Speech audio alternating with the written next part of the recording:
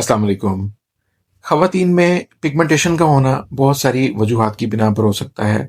उनके hormonal issues की वजह से हो सकता है, और इसी तरह से उनके अंदर ब्लड में खून के अंदर आयरन की कमी की वजह से हो सकता है।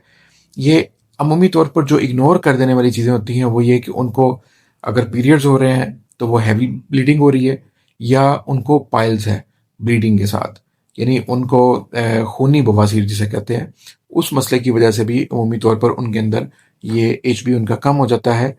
उनके जो आयरन है बॉडी में वो कम हो जाता है, उसकी वजह से भी उनके चेहरे के ऊपर पिगमेंटेशन आ जाती है।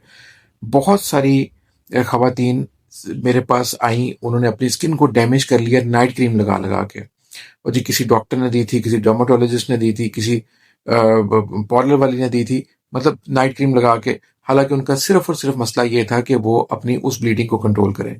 तो पाइल्स का जब मसला होता है और साथ कॉमन सिम्टम पिगमेंटेशन हो जाए और साथ अनकॉमन सिम्टम पाइल्स है और उसमें ब्लीडिंग हो रही है, तो इसका बेहतरीन इलाज स्पेसिफिक सिम्टम्स के साथ हो सकता है।